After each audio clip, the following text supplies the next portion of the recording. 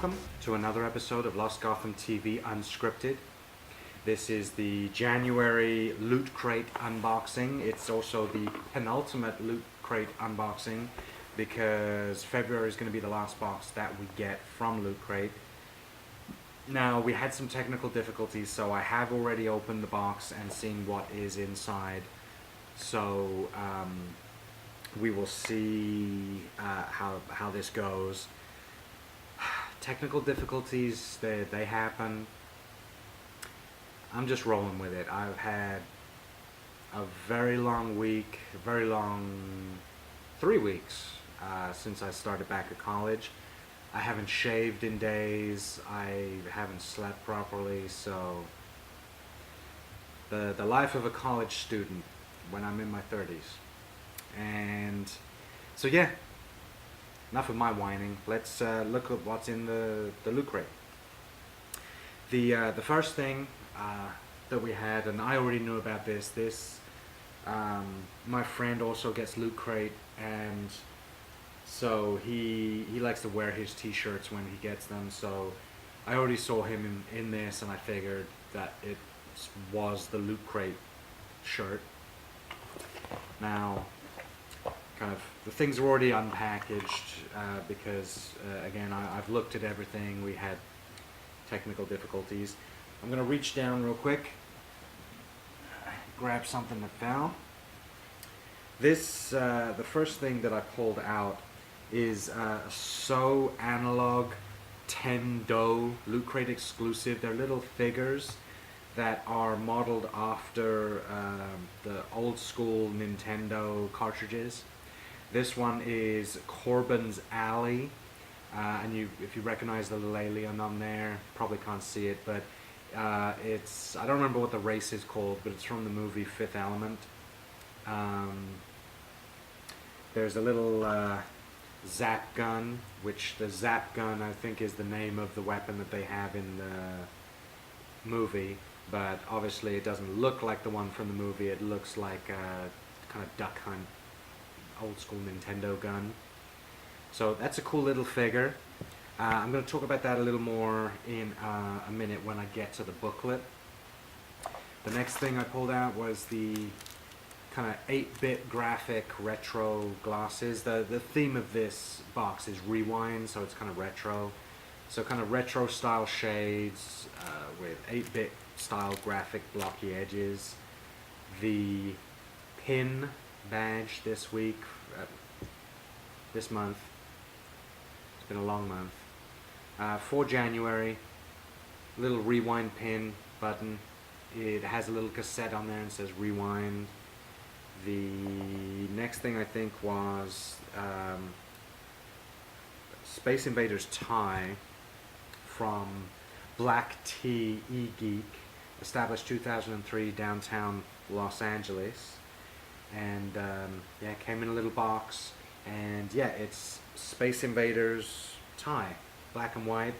It'll go with my suit. I don't wear my suit very often, but hey, now I have a cool tie to go with it when I do. The next thing was one of the better things. I mean, I like the game thing, but I'm going to talk more about that in a minute. The next thing is a comic notebook.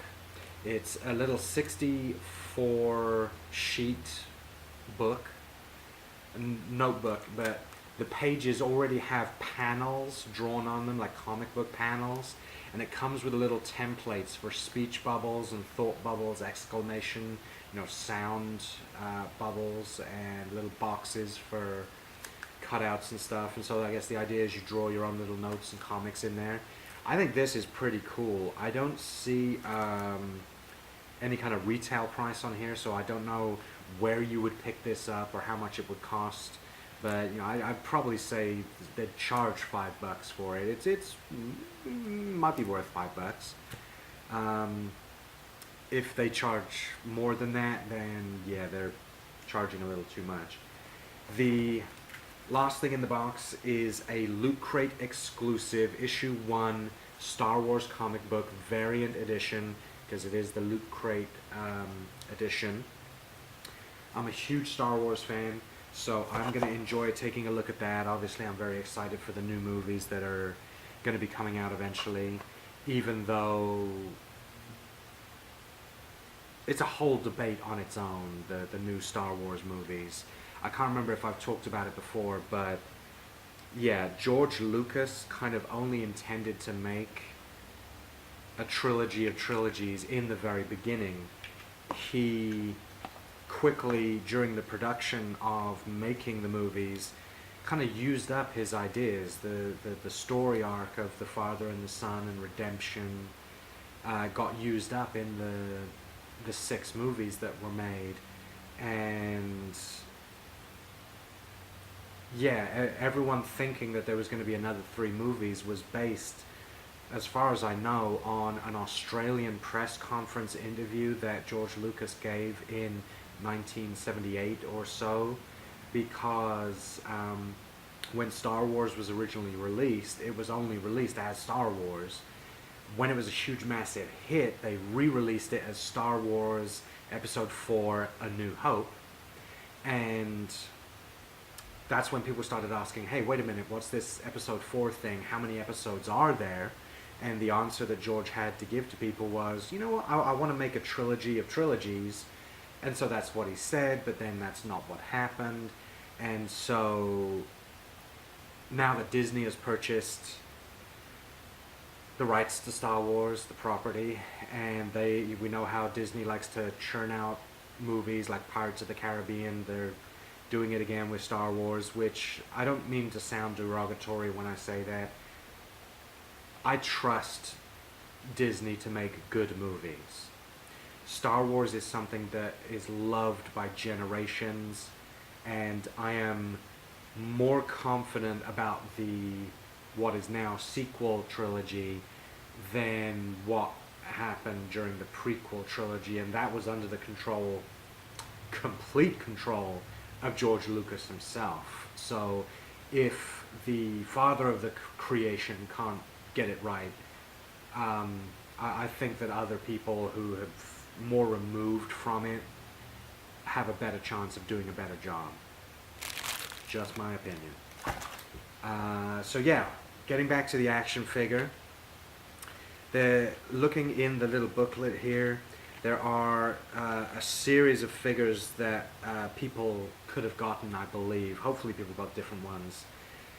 The ones that are in here, the one that I got, which is from Fifth Element, there's a Back to the Future, a Doctor Who, it's a Legend of Zelda blended with Back to the Future, sort of gold, bronze kind of edition. Mars Attacks, but it's called Alien Attack.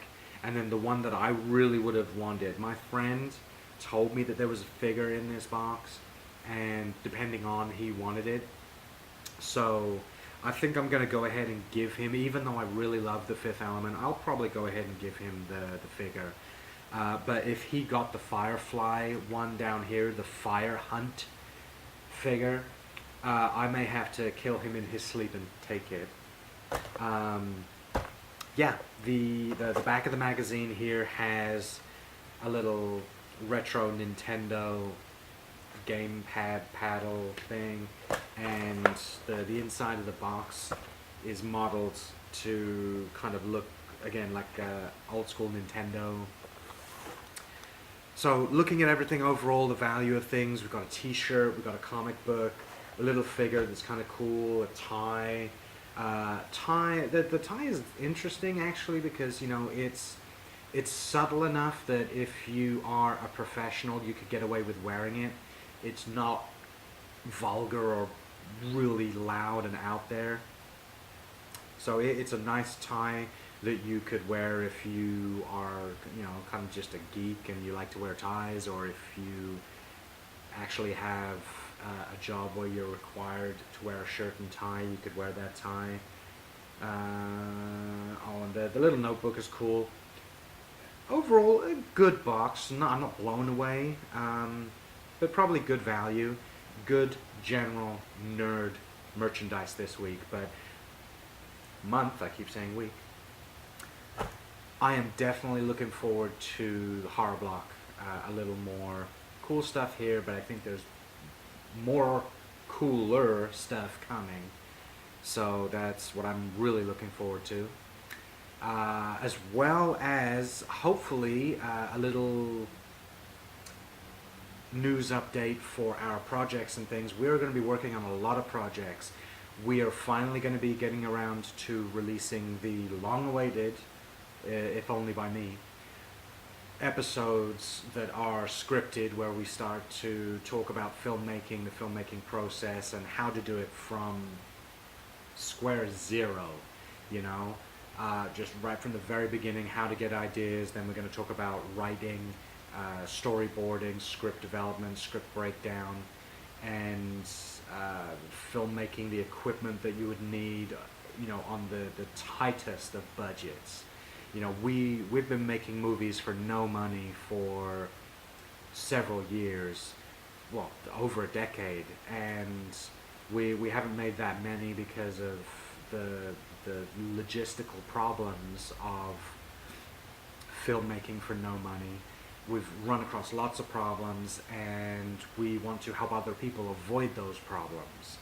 So we're gonna try to teach you, all, you know, pretty much everything we've learned along the way, so that hopefully you can avoid, excuse my cold, you can avoid some of the pitfalls of amateur, independent, guerrilla filmmaking.